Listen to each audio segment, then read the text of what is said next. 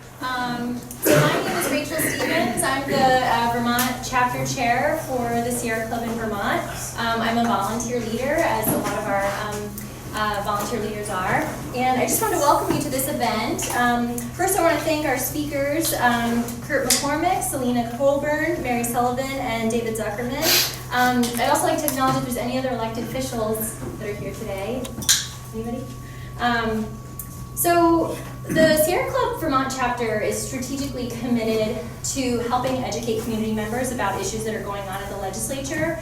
So this event is part of that effort, but we're also going to be hosting this fall several legislative training workshops around the state to get educated about the Vermont legislative process, how you can be involved, and really learn about, we hear, speaking for myself too, I actually recently did the training with some of our leaders, and it was really educational. Someone who follows these issues, you might not realize what it takes when it means that it's in committee, or when the best point of intervention is, when, can you testify, or when's the best time to reach out to your legislator. So we're going to be doing several sessions, so if you're interested in something like that, just let us know, and we'll make sure that you're on the list so that you can attend. That's something that we're really excited about leading up to the next session. I also just wanted to mention that we're looking for volunteers if any of you are interested for some of our priority campaigns, particularly related to 100% renewable energy and transportation, which is a big issue that we're working on in the state. So if you're interested in that, we have a Burlington hub and also some events going on around the state, so just please let me know. So I just want to thank all of our Sierra Club volunteers that are here. If you could raise your hand. We've got Marissa, Anna, Rick, Steve. Thank you guys.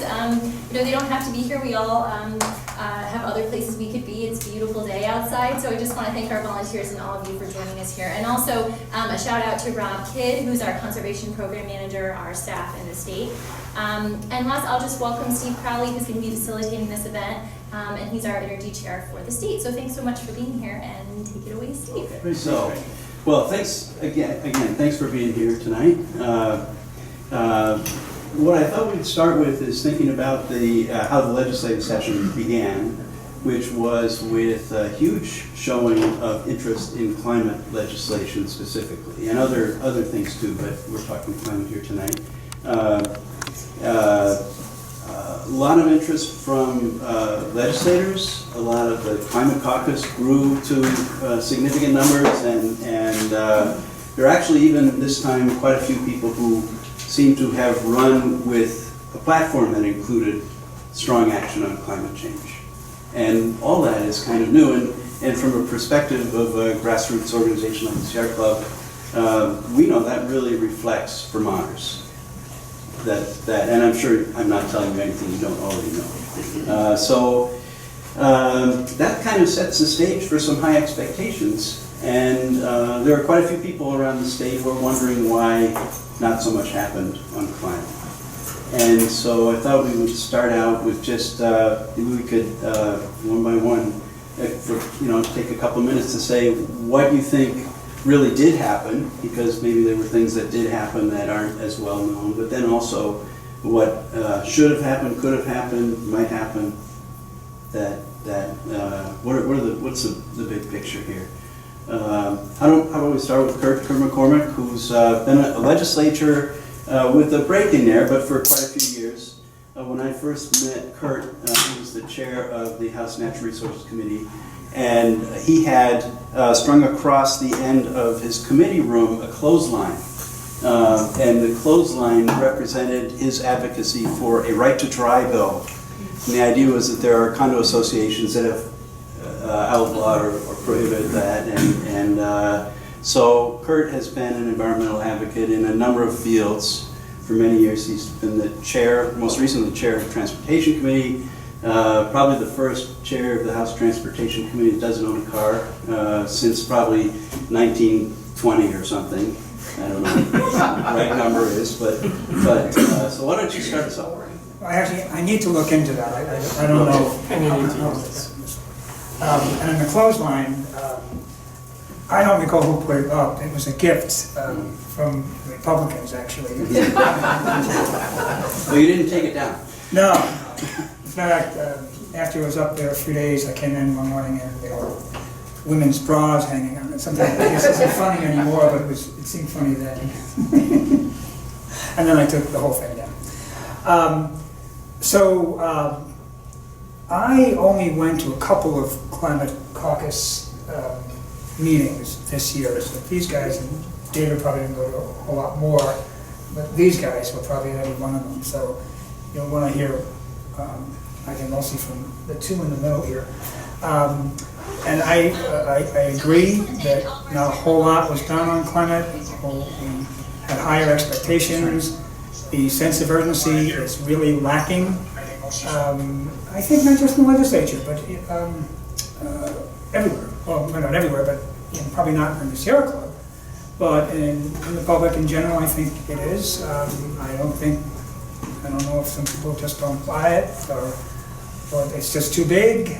It's been compared lately to how well we did on getting rid of CFCs to save the ozone layer, to close the hole in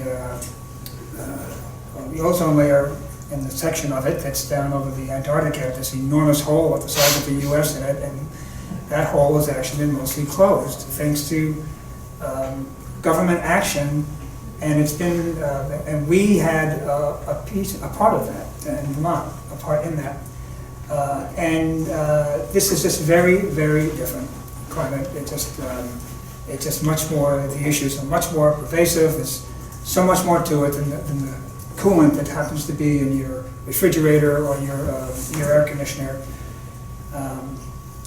The climate issues are big, and yet to me they're very, very simple.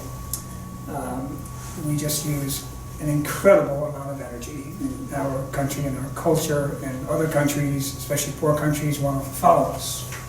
I spent 3 years in Senegal, and they were building highways like crazy, just trying to imitate Europe and the US. Their trains were, I was one of the few people that rode them. and they were just going downhill, and that wasn't how they saw their future. They saw their future as one where everybody has a car and drives it to get wherever they need to go. So I don't mean to pass the blame over to the public from the legislature, but I think that the sense of urgency is lacking almost everywhere I go. Frankly, it's lacking in some members of the Climate Caucus, not the two here at this table, but in some others.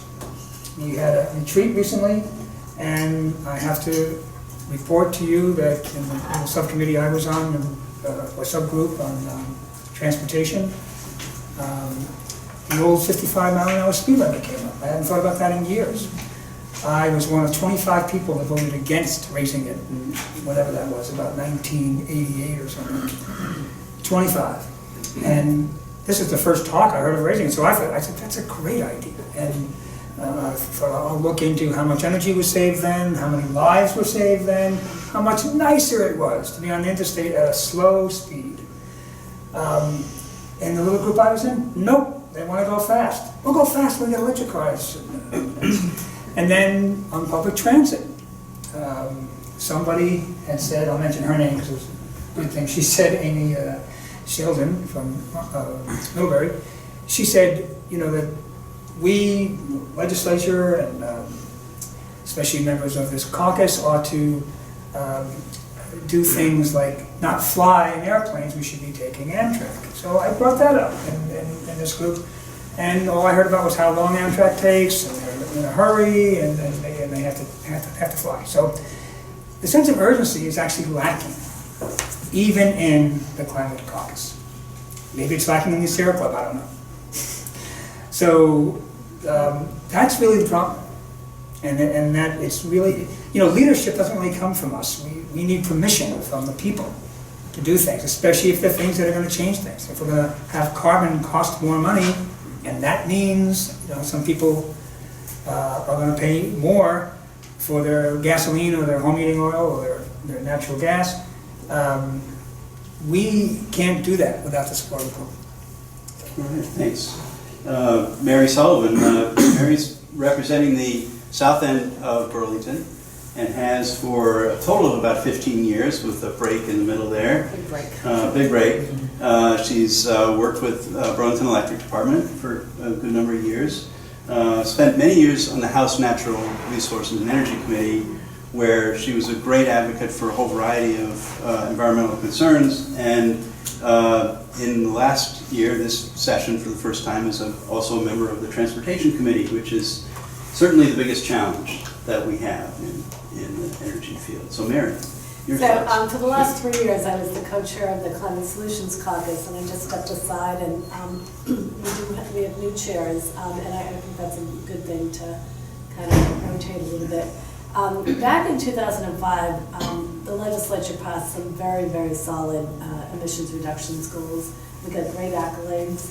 And I think it was 2007, they passed a goal of having 75,000 homes weatherized by 2020. And just this last year, Governor Scott signed on to the Paris Climate Accord. We start looking ridiculous if we continue to just, stand by our goals. We're really big supporters of these goals and do absolutely nothing about it. I was really amazed when I saw the budget that he handed over to the legislature. This is really, it's too small to see from afar. But what it shows is all the things in this green line that needed to be done to start reaching the goals. This tiny, tiny, tiny line under this one category shows what was in the budget, and it was the EV incentive program. Obviously, we're not going to meet goals by these tiny little steps.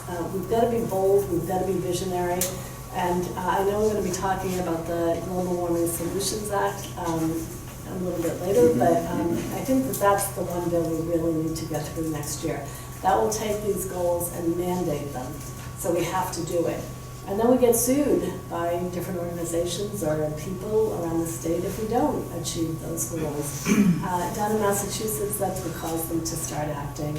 And Curt is so right that there just seems, it blows me away that in this day and age when we're hearing, and the argument is, do we have like 10 years or 12 years to really correct this? And it seems like every time they go back to do the science, they find that it's worse than what it was the last time they checked. So I suspect that's going to continue.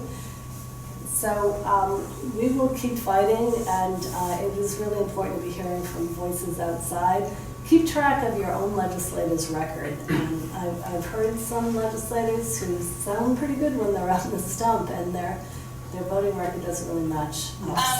So I just want to thank all of our student volunteers. Make sure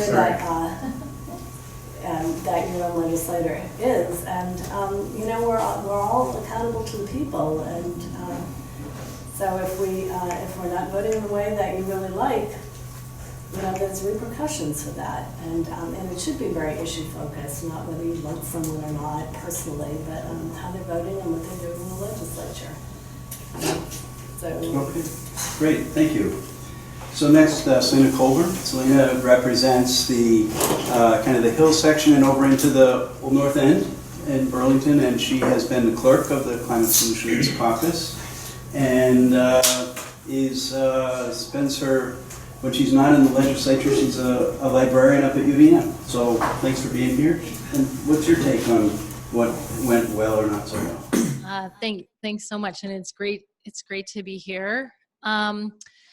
So I think we did do some good things this past year. We, for example, put some money into electric vehicle purchase incentives and into charging stations. We put money into increasing the number of park and rides around the state and to pedestrian and bike infrastructure improvements. We put some additional money into weatherization.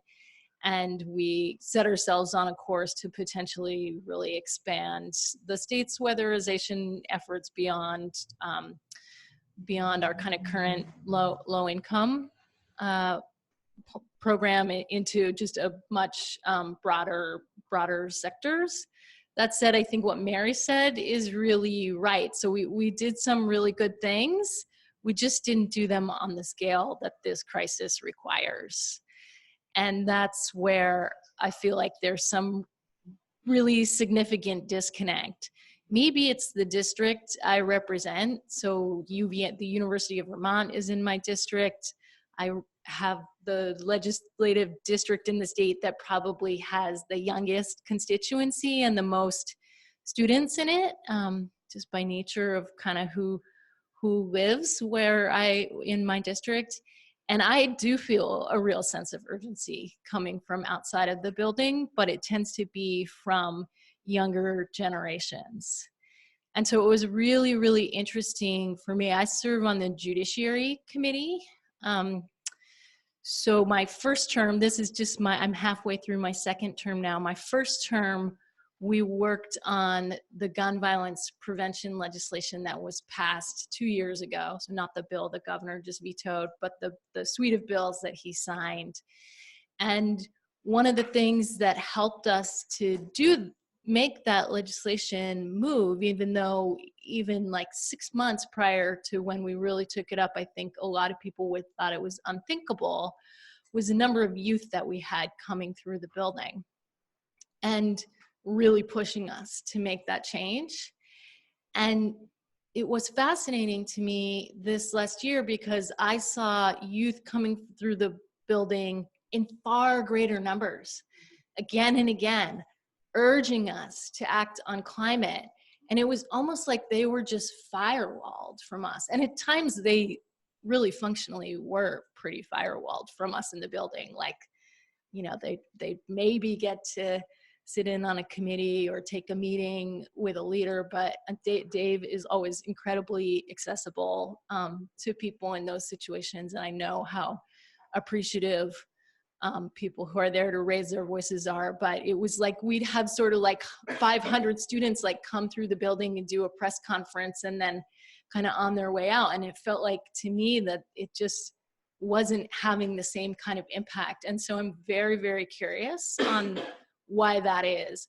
But I also get the sense that we have a lot more of that in our future this fall.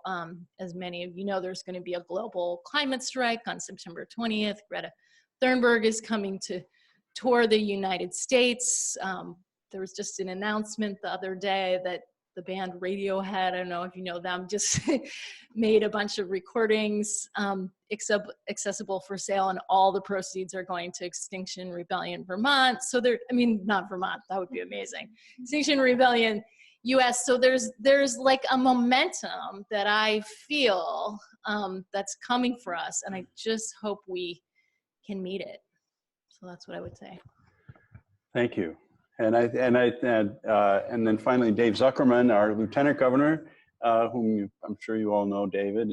He's been a legislator for quite a while in the House, and then years in the Senate, and somehow manages to run a farm that keeps going somehow all year long, and so it's great to have somebody in the State House in such a leadership position who can connect, hands in the ground and the big picture of where we're headed. And so as we always, I've heard Rob say this 100 times, but Dave's probably the best lieutenant governor in the entire country. So we've got him right here tonight. So Dave. Yeah, now I have to perform. So one of the things about farming, first I just want to acknowledge that my spouse and my crew do an amazing job when I'm not there, which is a fair amount of time, particularly during the legislative session. But then when the session ends and we're behind, it's a really good thing the days are as long as they are. But I did get up a little before 4 o'clock today, so I'm a little tired. So I hope I'm clear in my speaking, but forgive me if I lose it a little bit. Last weekend, I was in Brattleboro at Strolling of the Heifers. And if you want to talk about young people engaging, they've been engaging at the State House, like Representative Colburn talked about.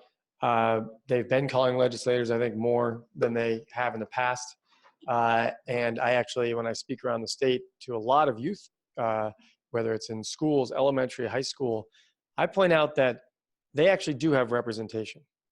They may not yet be able to vote, but the census includes them in the count, and the districts are designed based on the number of people, including people under 18 and under.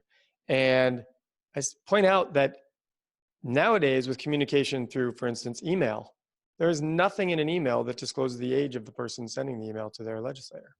So if young people want to communicate and not disclose that they're maybe not a voting age yet, they can actually write their legislator and say, what are you doing about this? And I point out to them that it's important to ask questions more than point fingers. Because nobody, whether it's legislators, anybody in this room, nobody likes fingers pointed at your face or being told what to do.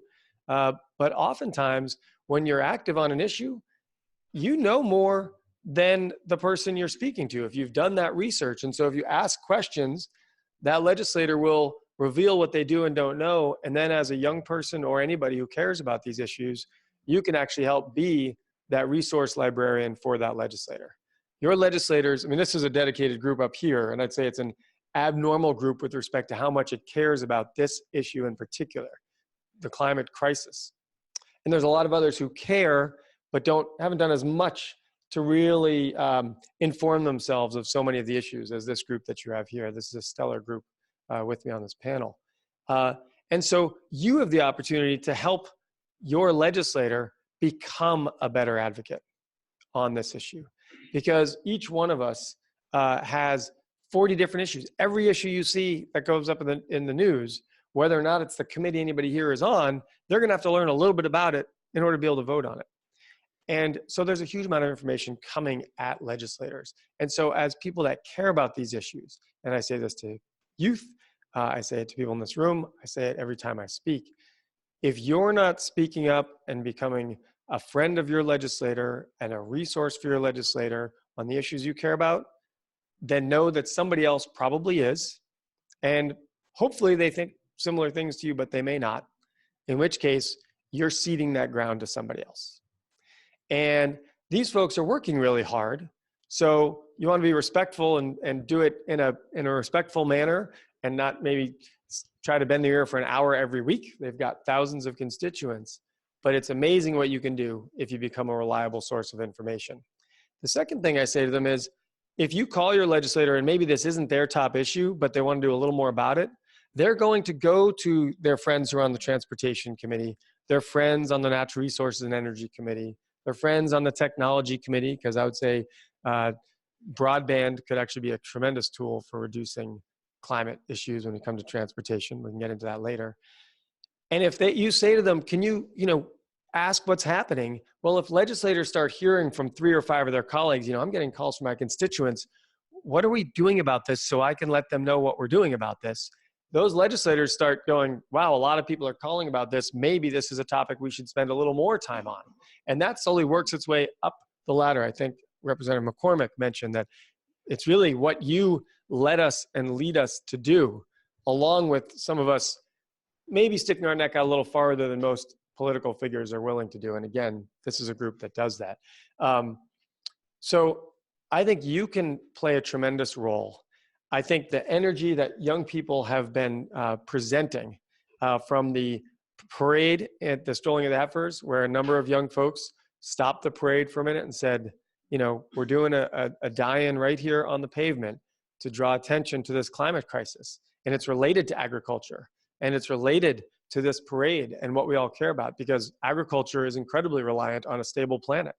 And I'm sure you've all heard about the dairy farmers struggling, vegetable farmers, with the rains we've had up until this last week. So it's all related, and it's all right now, this 5-10 years out. I can tell you these last 3 rainy springs and last summer's drought up here and incredible rain down south, these patterns are not the normal patterns we've been having. And so you have the ability for us to do more.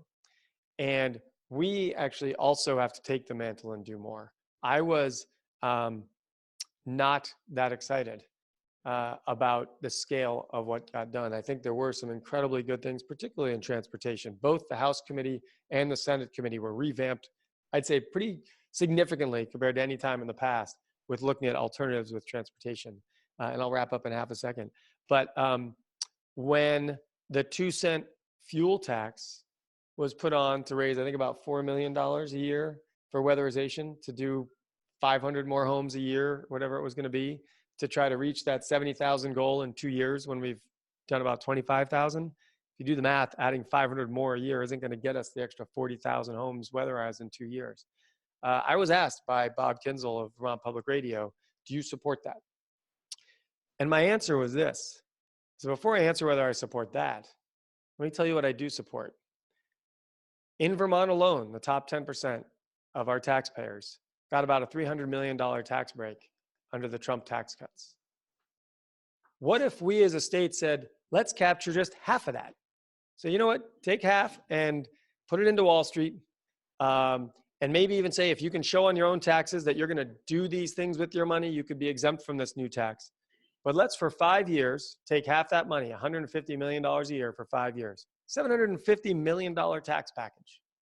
And each year put 30 million into weatherization, not 4 million more. Put 30 million into broadband for 5 years in a row, not a couple million here or there. Put 30 million into helping low-income people put solar panels on the roofs or buy electric vehicles, not just those that can afford tax credit incentives, but get them either straight up grants or extremely low interest loans so that it's immediately pocketbook beneficial for working class people to put solar panels on their homes. You know, these are the kinds of things that, and the scale that I think we need to be moving towards, because I applaud 4 million. But when we only got 5 to 12 years left, we've got to take this issue much more seriously. And we have to lead, maybe beyond where some people are comfortable, but I think many Vermonters are ready for us to go. So I applaud Sierra Club and others who are advocating for more. And I think this retreat and the other momentum that's starting to build is really important, but it's going to take your help to make it happen, especially to get leadership to get fully behind it. And the final last thing I'm going to say is, as a legislator, one thing I learned was that a lot of folks feel like I've elected a good legislator, I can not think about it anymore. And there are a lot of really good legislators, really good people, frankly, in all three parties, but primarily in the Democratic and Progressive Party with respect to these issues, who get some pushback in their district and start to get nervous to go very far on some of these issues. And leadership starts to say, well, don't offer amendments that are going to take this farther because we have some nervous legislators. And then they actually work to defeat some of those amendments. And you see your own friends and allies vote against amendments that are going to take it another step farther. And unless you are calling those legislators and helping them hear that their constituency is more balanced, it's not just the no's that are out there, but it's those silent yeses, you've got to be more vocal. And you've got to ask your legislators who vote no, your district wants this. Why are you voting no? And on occasion, somebody higher up is saying, we want to defeat this amendment because it's going to go too far for some of our legislators. Well, if it's going to have enough votes to pass as an amendment, it's also going to have enough votes to help pass the bill. And so there's sometimes some reverse logic there that you need to help us overcome. And we don't have time to dilly-dally on this issue. All right, great, thanks. Okay, so we have a few questions here that have mostly been generated by some of the people in the audience and other people who submitted some questions online. And we sort of worked with them a little bit, but that's where these questions will come from. David, you mentioned the leadership. And there seems to be a perception out there, at least among some people when we read in the papers or anywhere else, that House and Senate leadership have created hurdles for this or other progressive types of legislation. And we as individuals often have a connection with our own legislator, but if the crucial decisions are happening in leadership, how can, maybe if you could say something about that perception to begin with, if that's really an accurate perception, but then how can people weigh in on that if the leadership is not necessarily our own representative or senator? So would anybody like to jump into that one? I'll give some kudos to some of the leadership. I mean, Okay. I mentioned briefly that both the House and Senate Transportation Committees were fairly significantly altered to look at transportation in a new lens. And that is the biggest nut that really hasn't been looked at from all of our work, from back when you did renewable energy standards for building homes to some of our renewable energy incentives over these last number of years. But vehicles and single occupancy vehicles and the transportation situation in Vermont is very difficult because we're actually technically one of the most spread out diverse rural states in the country. So it's a very hard issue to solve. And I think representatives like McCormack and Sullivan, who are on the committee now, and in the Senate, we put Andy Perchlik on there and Senator Ash himself. We move those committees in a much more forward-looking direction. But that it's a bit of a Titanic or an oil ship for that matter. They're hard to turn. But I think, yeah, we don't want that. Well, we want to sink the old style of transportation and come up with a new one. But you're right, it's not the best metaphor. But big ships are hard to turn, and they're pushing hard on those rudders to turn them. But I think in terms of affecting leadership and the ability to go a little farther on some of these, it goes back to that issue of calling your legislator, even if they're not the number one environmentalist on climate change, or they're not on the committee that could do something about it, and asking them, what's happening and what can you do to make more happen? Because when the leadership of the House or the Senate, whether it's chairs of committees or the speaker and the president pro tem themselves, hear from members of their body, I'm getting calls about this issue. What are we doing about it? I need to be able to tell them what we're doing. That makes that leadership recognize that it's an issue bigger than just what a couple lobbyists are saying in the hallway. And when it comes from the grassroots, they start to listen a little bit more. I don't know if you all feel similar. Well, I would just sort of build a little bit on what David said, which is there's an interesting dynamic, at least in the House, that some of us, I think, started to think about and talk about a little more at the end of the session, where and then there were some articles written about this. So this is like no secret that there's maybe a dozen members of the House Democratic Caucus who are pretty moderate and pretty cautious in their voting. And maybe that, maybe their district, at least to their mind, requires that of them, but they're really willing to withhold votes on things. And so that's, I think, part of why you see leadership responding, at least on the House side. At times, I think that's why you see leadership responding. And so some of us, I think, are interested in having conversations. For those of us who are kind of more small p progressive, maybe want to take bolder steps, like how do we build a similar kind of power, but without just being naysayers in the building, but also be willing to maybe not always settle for the compromise or the like, whatever we can get is okay. Because I actually think at the end of the day, there's more of us with that perspective than this like tight group that may be really moving. And we really saw that like at play in the minimum wage increase debate, for instance. So I think to Dave's point, I would just say, and my guess is like a lot of people in this room are Chittenden County folks, but maybe people are watching, just making sure that, like Dave was saying, that your legislators know you want them not to just do whatever good thing they can get on the table, but to really push, to really work for powerful change and make them feel the force of their constituency behind that, so that those of us who want to build a little more power for bolder steps feel supported in that endeavor. I really don't have much to add to that, except it really, really, really is so important to stay in touch with your legislator and anybody who you vote for, whatever senators that you vote for. Make sure you follow their voting records. And I get hounded sometimes on issues.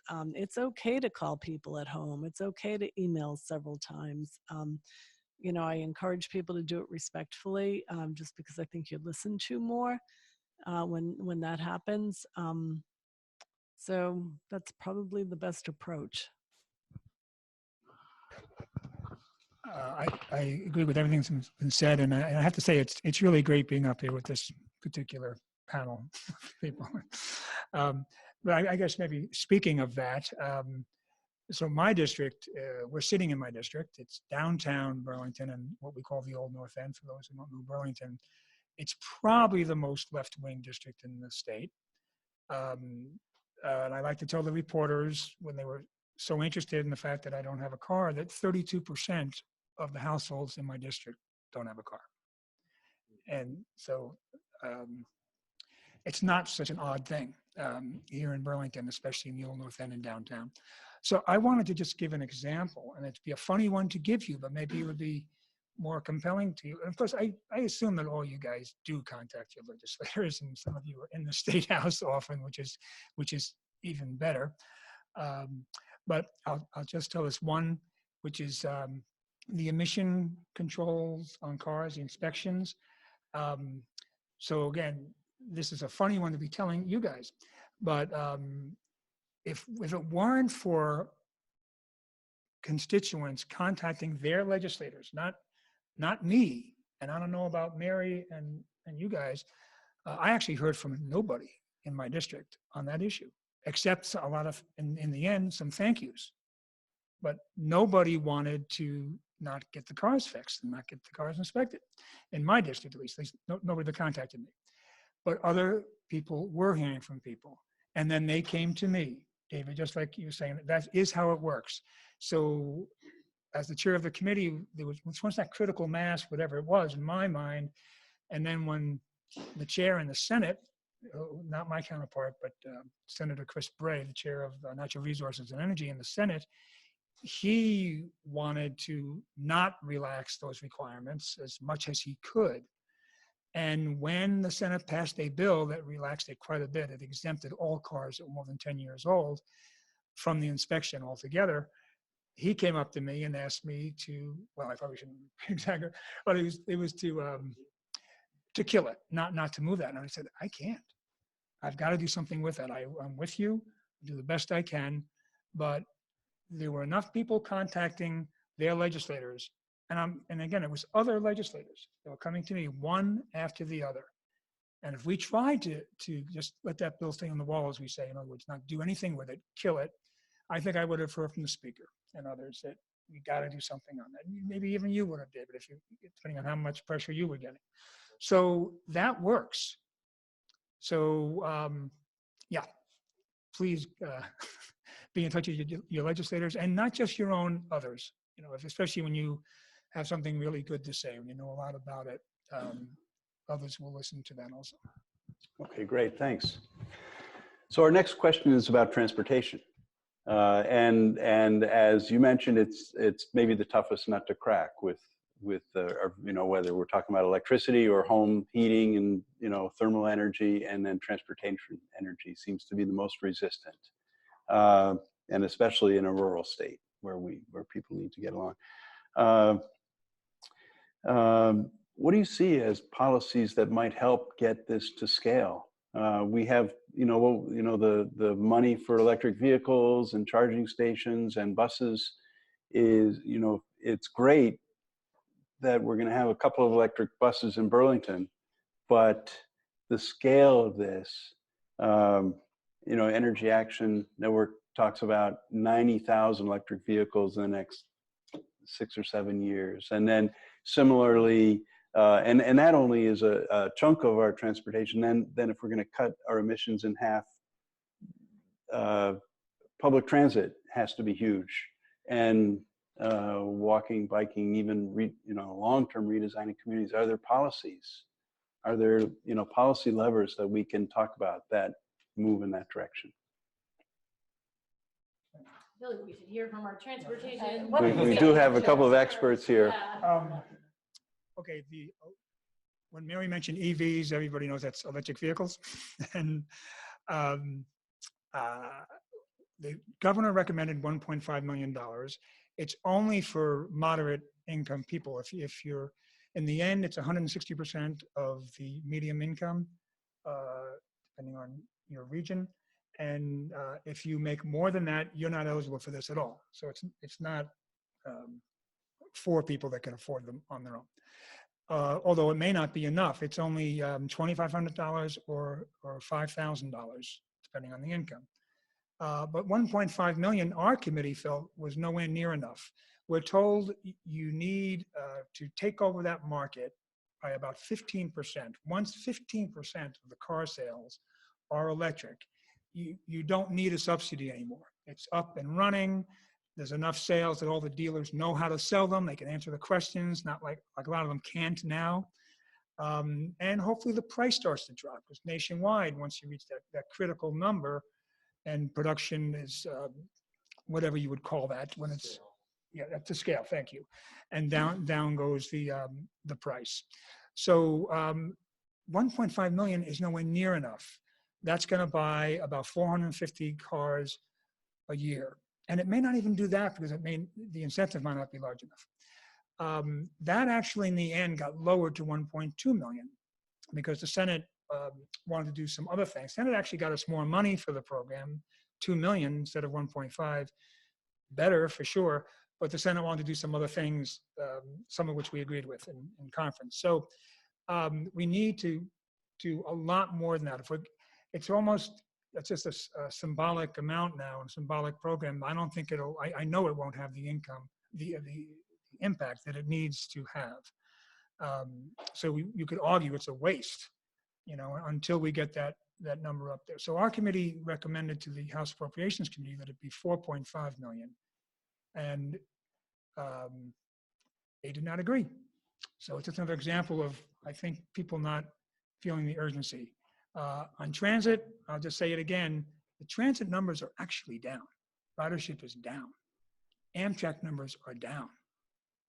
So we could start with the environmental community, use those things, use them all the time, so that the numbers start to climb again. It's really hard to argue for taking more highway money and putting it into transit when the transit ridership is dropping. And of course, the single car drivers are probably increasing. And Curt's absolutely right that we've really got to get going on electric vehicles, but it is so important that we not just switch out every single occupant vehicle that's with an internal combustion engine to an electric vehicle. It does have other impacts. One is certainly the cost of upkeep of our highways, the land use impact, building roads, that's huge.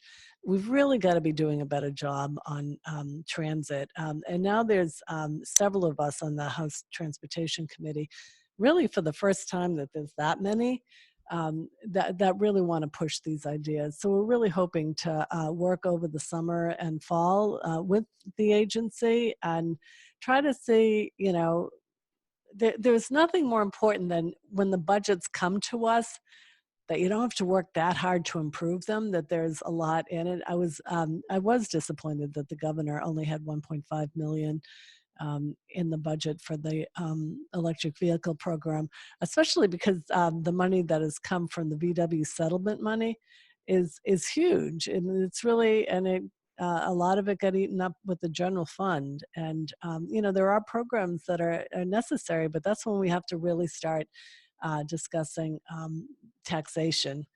And I've talked to several, different groups that when they come about their certain needs, that there's so many needs out there. And as long as you can do a cost benefit where the benefit is more than the cost of the program, we ought to be funding those things. It's important to do that. It will have a benefit in the future. So hopefully next year, I was brand new to the committee. Curt had served on it before, and one other person was brand new. So we're really hoping to do some work over the summer and be really ready to go in January to do some changes. And I would just say two quick things in addition to what Curt and Mary said. So you heard our Climate Solutions Caucus of the Legislature is working hard throughout the summer. We just had a retreat. And I was really encouraged by some of the ideas that came up a couple weeks ago when we met that were around electric vehicle incentivization, that are not just about consumer incentives, but are also about innovative ideas of like seller incentives. How do we encourage dealers to actually put more of these cars in their lots and put them front and center? And how do we work with the power utilities to help fund much bigger incentive programs, like on a much bigger scale, using some of their capacity for bonding and some of their own target goals around emissions reduction. So I think we're thinking about some interesting ideas besides just like trying to squeeze the lemon of our appropriations budget to get, from 1.5 million to 4.5 million to whatever. I would also just say, I think that is a short-term and very necessary solution for our transportation industry, but I still hope that we do really try to build a model rural public transit system in the state. And I'm always struck by, you heard that I'm a librarian when I'm not in the legislature. For a while, I worked and lived in St. Johnsbury and worked with an archival collection. And one of the most fascinating things in that collection was a set of diaries from a man who was a piano tuner living in St. Johnsbury in like the 1930s. He wrote every single day, and he took trains around the entire state and would just go tune people's pianos, like from St. Johnsbury to Craftsbury to Greensboro to Coventry. I mean, these are like tiny, tiny towns, and he'd stay over in people's houses. And I just remember being so struck by that. Like, that is not that long ago in the scale of things, right? That we had this incredibly robust rural transit system in the state with like multiple railways, coming out of St. Johnsbury. So I hope we have the imagination and the wherewithal to think about how we make these big system changes. Because if we look at, there's theories of change of like, look at what has happened in the past 130 years. Well, 130 years ago, we had a pretty robust rail system in this small rural state. So let's get back to that. Well, and I'm going to go back to one of the things I said at the beginning, which is a lot of it comes down to resources. We're talking about, 1 million versus 3 million. And I spoke about 30 million to deal with transportation issues a year for the next 5 years. And if you think about the way that I'm talking about spending that money, it's all about sort of fundamental infrastructure for our economy, as well as related to climate at the same time, as well as related to drawing young people to the state and building our economy. So I just want to point out that some folks are going to paint this picture that it's all about either austerity or changes that you have to make that make our lives worse, when in fact, many of these things will make our lives better. Folks forget that if you take the train, you can actually read a book or take a nap or get some work done on a computer or write a journal that'll be read 100 years from now because you've traveled on a train instead of driving when you can't do any of those things. So I think there's a lot of positive to these steps with respect to our lifestyles, with respect to our quality of life, and that the resources are out there. One of the things that struck me earlier this year, I went to a workshop that this individual was talking about the amount of CO2 emissions, and it was sort of a J curve for those that don't know, on a timeline versus quantity that's been produced by our society. And it had really been very clear that from the 30s, 40s, 50s, 60s, it just started really climbing. And we haven't really done a very good job of changing that pattern. Very parallel to that has been the income distribution and wealth inequity in our society has also gone through the roof. And so that's why that's actually took my mind from going carbon tax to wealth tax and having it be related, because frankly, as our climate has been being destroyed, our economic livelihood for everyday people has also been being destroyed. And so we need to take those resources and put them back into the infrastructure, transportation in particular, like I said, broadband, et cetera, energy, so that we can have a robust economy and even a place to live by the time we're older or our kids are growing up. Great, thank you. So our next question, I think you've addressed this to some extent already, and let's see if you have something to add, but we got a question about our youth. And with all of the voices from youth coming into the State House, you did a great job, Selene, talking about about the firewall and about how it's young people are not feeling heard, even though they're showing up. They're doing everything that the prescription says you need to do, but they still feel not heard. So what do you have is there anything anybody would like to add to that? Please. Well, I think, and not everyone in the legislature is comfortable with this, right? But that's kind of the point. I think that's why we're starting to see more and more youth disrupting business as usual, whether it was the direct action that we had kind of in the near final days of the legislature, where kind of stopped a floor vote and we're dropping things into the well of the House, or the action that David just helped to kind of mediate at the strolling of the heifers, where the parade was stopped. And, I know some of my fellow legislators were really mad when our day was disrupted by people and questioned whether it was productive. And I'm sympathetic to a degree to that, but some of those students who came and did that action, I know them. Like, I've met some of them, or I know their families, and that one of them had walked from Middlebury to the State House for 5 days and come and tried to bring messages to committees. Like, they are trying. And so I think we're going to have to get used to this disruption until we start to act on the scale that is going to make a difference. I just want to talk about disruption. When we planted our zucchini, summer squash, melons, and cucumbers a few weeks back, and it was in wettish soil, but fairly high on the slope so that it would not be as puddled as the low areas during this wet weather, they were doing okay. And then that Sunday night, we got 2.6 inches of rain, and a number of them dampened off and died. So if we want to talk about disruption, what happens when we don't have the food that you want to have?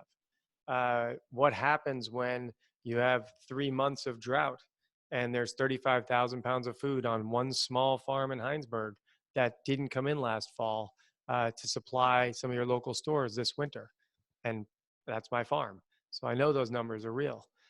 So sometimes we get a little uncomfortable with disruption from the status quo in our beyond fairly, and for many, the most comfortable lifestyle of humans that have ever existed on this planet.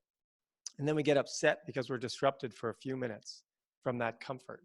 So I think it's really important to put some of these things into perspective about the discomfort we're going to feel if we don't take action on this issue.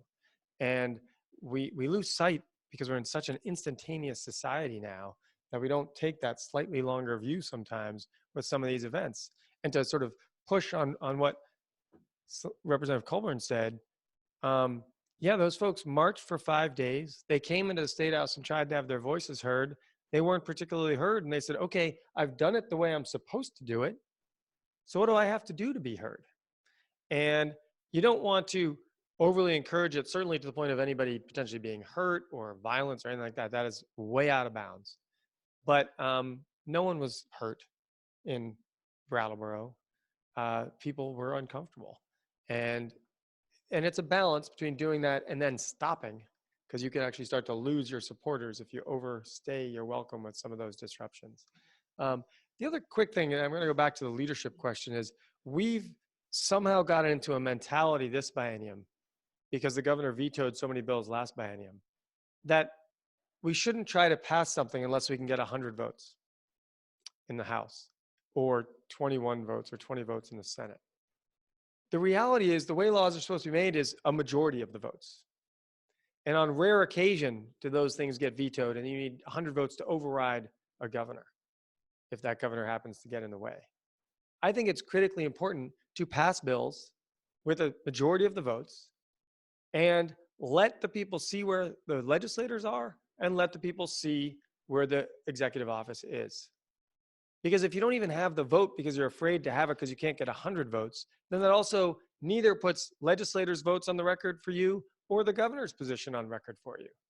And we've lost track of it. It's 76 votes, and it's 16 votes, not 100 votes and 20 votes. Do you want to add anything to the youth question? The only thing that I want to, I just so want to keep up I hope that this level of activism, I assume it's going to grow, and there's nothing more important than the elections next year. And I'll be doing everything I can to help register people and get them active and involved. And I know all of you will be too. And just hopefully we can get everybody to the polls to vote who will be voting for these important issues. Okay. Controversial on that for a second? Certainly. I'm sorry. I think people came out in 2018. People voted in 2018. We got massive majorities. It is our responsibility to reward the voters who have come out with the energy that you gave us to do this legislation. And I agree, we need to completely pound it even more in 2020, but we've got the numbers based on party labels. We've got the numbers based on some of the campaigns. In my own campaign, the opponents outspent me 3-1. They tried to hang carbon tax around my neck every single chance they could. And when I won in 2016, I won by 6%. And when I won in 2018, I won by 18%. It was very clear on this very issue where the public stood. And so now, even before that election, call your legislators and say, we came out for you, now do the work for us. Okay. You look like you're ready to jump on that. Well, I just want to say that I think Mary was thinking of the presidential election. She was talking, but Sorry, I agree. and yeah,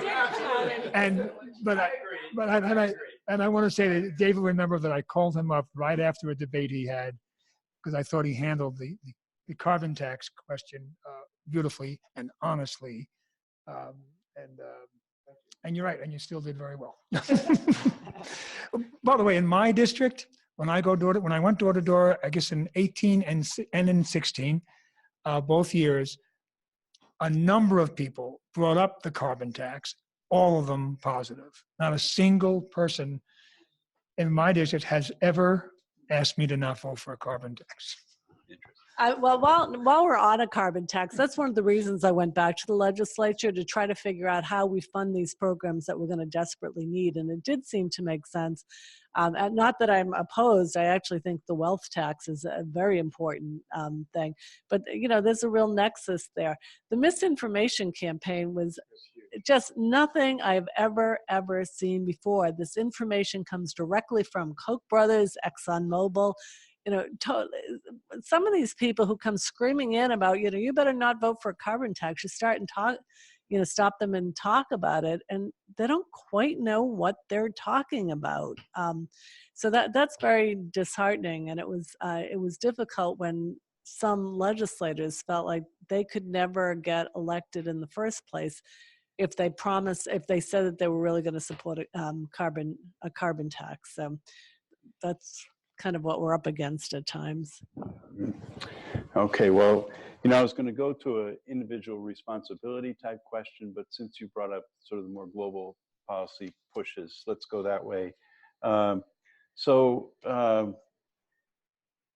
We know we're headed in the wrong direction in Vermont. You know, most of the countries in Europe are fairly steeply headed downwards on their carbon emissions. The United States as a whole is headed downwards, but Vermont is headed up. We're heading in the wrong direction. We were going down for a while, but now we're headed up. And even though we have these goals, we're nowhere close to meeting them. And we have, you know, every policy push seems like a separate up mountain battle to get something to happen. So there's a lot of interest in kind of economy-wide measures, whether it's a tax or, as you mentioned earlier, Global Warming Solutions Act, which would set accountability for meeting targets. I guess the question is, do you think the legislature has any appetite for that? Are there certain things you would like to see happen with regard to those kinds of economy-wide measures, the big picture measures? And those are the two that come to mind, the carbon tax or like a declining cap. So what are your thoughts on that? Well, I did introduce a bill to ban the building of new fossil fuel infrastructure, and there's two other bills in the House that are similar, that it's slightly different. And I know that energy and technology has taken up have had some testimony, and I'd like to see that some type of bill like that go through next time. But I do think that the Global Warming Solutions Act, which Selene is one of the lead co-sponsors on, needs to get through. It's so important to start taking our goals seriously and mandate them. You can't just keep talking about how you really love our goals and you think they're really important and then not do much about them. So I'm really hoping that we can do a big push for the Global Warming Solutions Act next year. If I could say, just in case people aren't familiar with that, a lot of people have heard about a carbon tax, but the idea of this Global Warming Solutions Act would be to set specific goals, not every year, but every few years, and have some kind of accountability in the system for meeting those goals. The idea would be that the Agency of Natural Resources would set rules in place and then go and revisit the rules periodically to tighten up as we gradually meet those tougher goals. And the only thing I wanted to add was that the reason I think it's more important than my fossil fuel infrastructure ban bill, which I think is really important, is because if we pass that, the Public Utility Commission would have to look at that while they're judging whether a pipeline can come into the state, and it just wouldn't fit into our laws anymore. That and several other aspects of how we run our economy. And just one other thing about that bill that I think is a really key piece that one of you alluded to earlier. I mean, it does everything you both talked about. So it takes our existing statutory goals and then says, okay, Agency of Natural Resources, you're going to be responsible for telling us on a semi-annual basis how you're going to meet these goals. You're going to come back, you're going to report. But there's an enforcement mechanism in that bill for all of you, too. So it creates a private right of action so that you all, as people who live in the state of Vermont, if we are failing to accomplish what we said we would do in terms of like meeting our goals, being on track to meet our goals, creating plans and report backs about how we're doing on those goals in a meaningful way, you can actually bring a case to the Washington County Courthouse, a civil case, and seek what's called injunctive relief. And the court can order us to get back on track. And this is based after legislation in Massachusetts. We've been working closely with the Conservation Law Foundation. And so they passed something very similar in Massachusetts, and they kind of went along the way they had been, the way we have been just being like, yep, we have these goals. It's nice. We're trying to get to them. And then a private right of action happened, and a court said, you got to start meeting your goals. And they started to get much more serious about it. So it puts the power back to the people to hold us to the fire even more. So it's not just like another layer of sort of saying like, yep, we have these goals and we really mean it. We're really going to meet them. We have a plan. It actually gives you all a mechanism to say, wait a second, you got to do better, which I think is really key.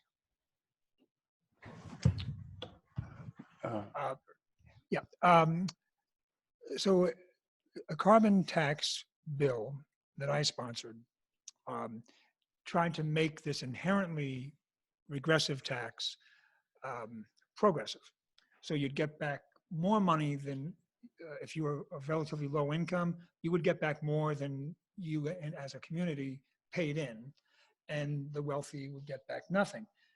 But I really like what David is talking about because it's much simpler. And it's not a tax on any fuel. It's just a tax on income. Something I really want to hear more about. Yes, let's do that. What do people think of that? Okay. There you go. There's your mandate. And even on carbon tax, as Representative McCormack talked about, it is really important to talk about, and I did say it over and over on the campaign, which is why he mentioned it. That whole plan, and where the misinformation that Representative Sullivan was talking about as well, was that working people were going to get thrown under the bus by it. when in reality, the way it was drafted was that working people would get every dollar back and more.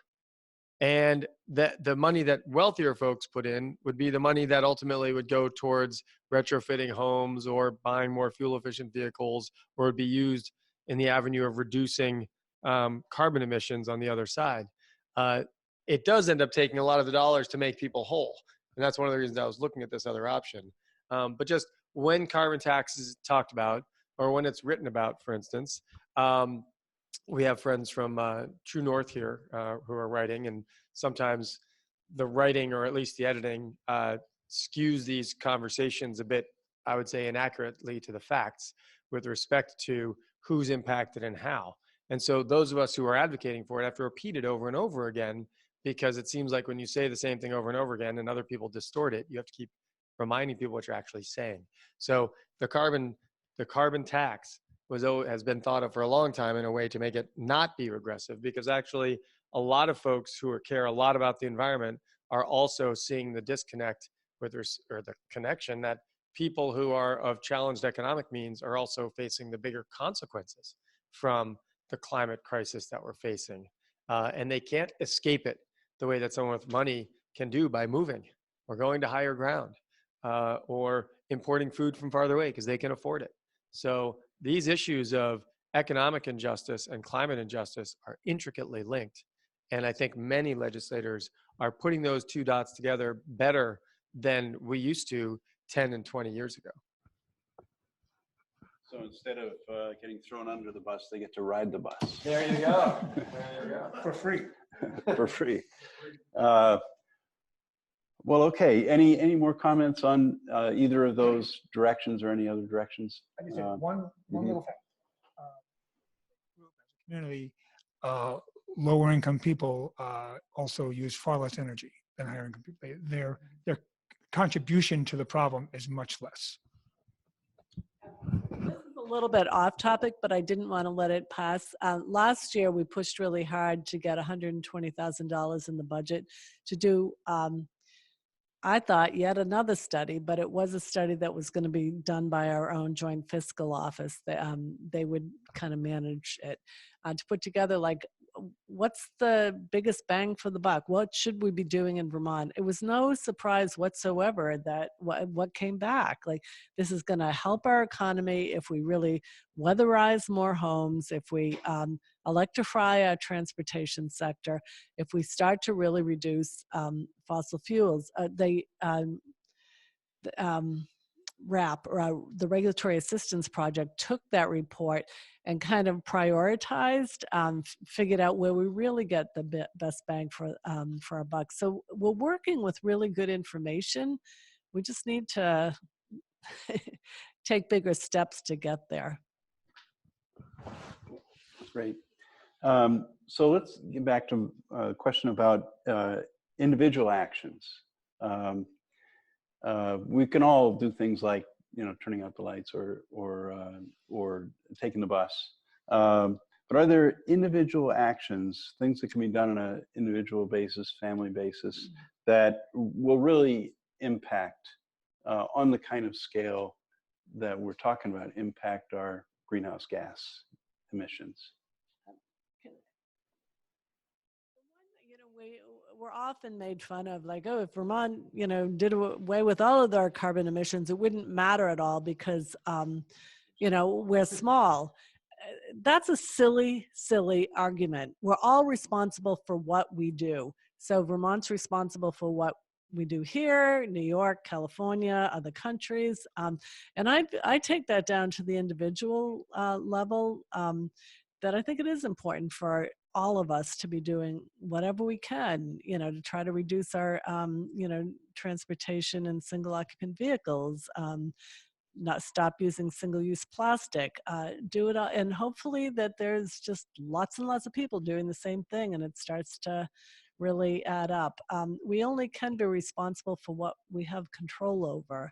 And I think that's a way of getting us so in despair, like, oh, it won't make a difference. But I think if we all just keep encouraging everybody else to do what we're doing and kind of teach, by example, that will start making a difference. Well, I was just thinking about how in our household, we have a lot of yogurt containers and we have the lids, and we don't buy Tupperware containers. And we have bags from loaves of bread. And so if something is more bag suitable, we don't buy a brand new bag. You use that loaf of bread bag 2, 3, 4, 5 times, and you can rinse it out with a little bit of water. You know, carpooling when that's possible, even when people come after you for 15 years later because of your carpooling when you're driving to the legislature. Keep carpooling. You know, individual decisions that we make every single day have had the cumulative effect that has created the situation we're in. And it's going to be individual decisions that we make every single day that are also going to help us get out of this conundrum, or at least maybe hopefully mitigate some of it. I think we're past getting out of it. And so do you have to be perfect? And when I talk to young people, I point this out. We don't have to be perfect, because if you try to be perfect, you're going to get really swirled in your mind. You're going to get really depressed, and you're going to just curl up in a ball in a fetal position. But explore the possibilities and think about your actions day in, day out, and recognize that maybe something that's a little more expensive actually in the long run is less expensive. But also recognize that there's a lot of people out there struggling financially, and they shouldn't be shamed for their circumstances when they can't make the right decision because it costs the right decision because it costs more. So we have to be really cognizant of this intersection between economic reality for a lot of people and those of us that have the means to make the decisions. When we make the selfish decision, that's really on us and on our soul, because if you've got that choice to make that many other people don't have, and you choose not to make it, then I hope you're thinking about that. Would you like to jump in on that one? Please do. Yeah, I know we're almost finished. 8 minutes? Okay. No. Oh, 8 o'clock, okay.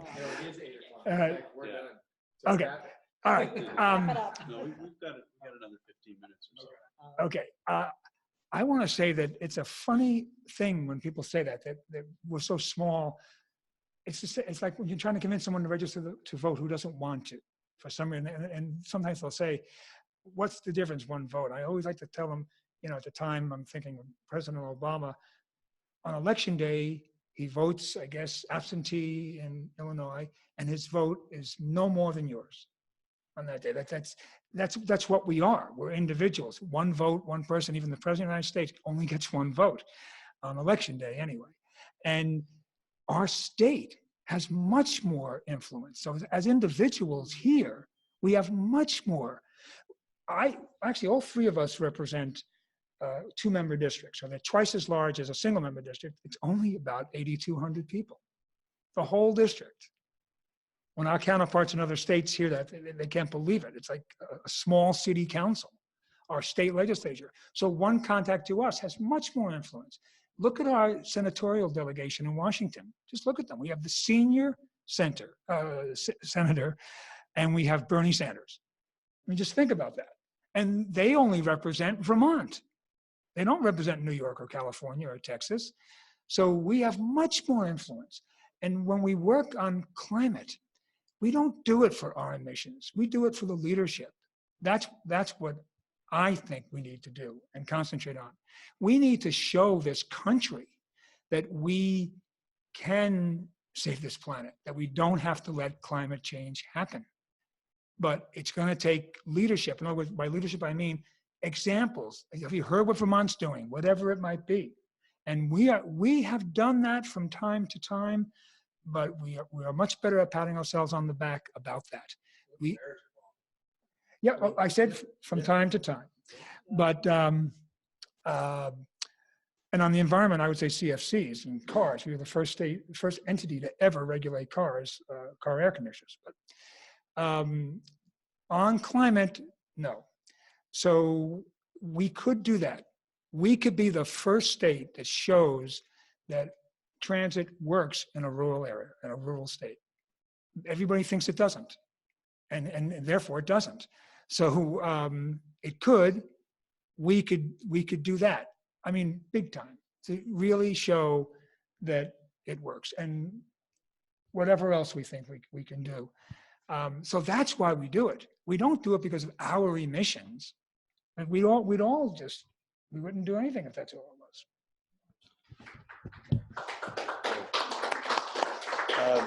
So I would like to take a minute before we wrap up and see if anybody here in our audience has a question for our panel. Greg, you had your hand up several times there.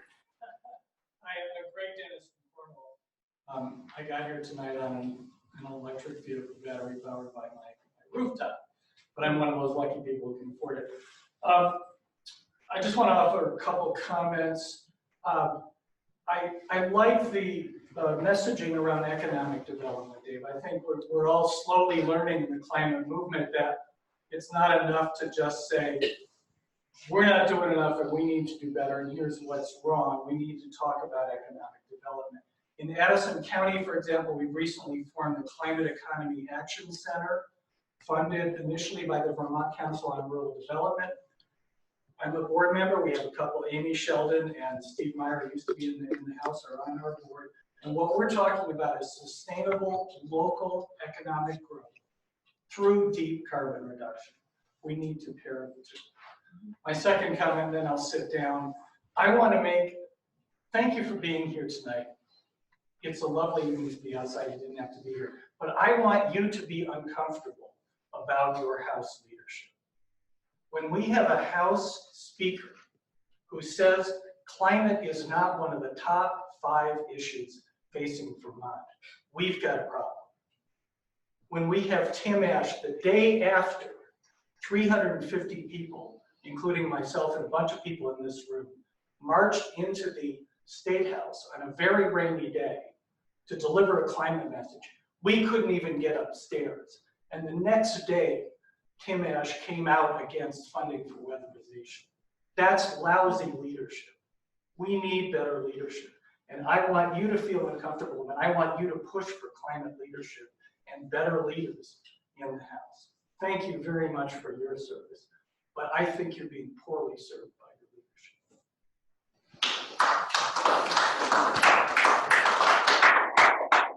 leadership. Any responses, or? Let's see, we have some more questions here. Okay. How about over on this side of the room? Anybody over here? Yes. From Colburn. I was just wondering, I know you guys talked about rebates for electric cars. I was just wondering more about charging stations. I know, at least from my general knowledge, Vermont only has one, the Tidbury factory, which is on the far opposite side of Shelburne. And I know my parents are, they definitely would not qualify for the rebate, but they've been talking about possibly getting a new car being electric. But something they talked about is just the fact that I love public charging stations. They both work in Shelburne, so that's something we kind of talked about. So wondering if that would be part of the transportation. Isn't that one of the big things? A few things that I wanted to mention. One is that they're expecting that when you have an electric vehicle, 85% of the charging will be done at home, and preferably overnight, just to match up the grid and how it's used. Of the 18.7 million, I think it was, from the first big chunk of the VW settlement money, 15% of that has got to go to charging infrastructure. I think over the next few years, we're going to see charging infrastructure really go big time.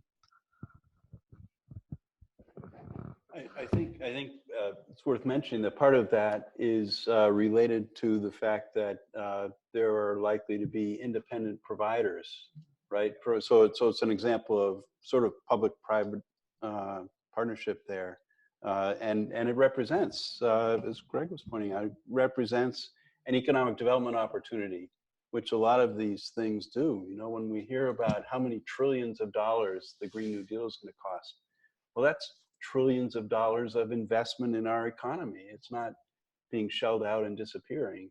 So this is a great example of that. Over here, yes. Virginia Clark from Richmond. What are some of the ideas about public transit that are being thrown around? We deal with this in Richmond a lot. You know, we're really trying to figure how, you know, what are the ideas about public transit? We have the the rapid bus that goes, Montpelier, the length that's quite successful, but how to get people to it, maybe little buses. What are all the ideas that are out there that could happen? So ridership on the link is actually down. Not a great amount, but it's not climbing, it's dropping. The Richmond Park and Ride is one of the most popular stops. As you know, and it's a very popular park and ride. I'm not even sure why. I would think if I were driving to Montpelier from Burlington, I'd probably keep going. But people stop and get on the bus or carpool there. The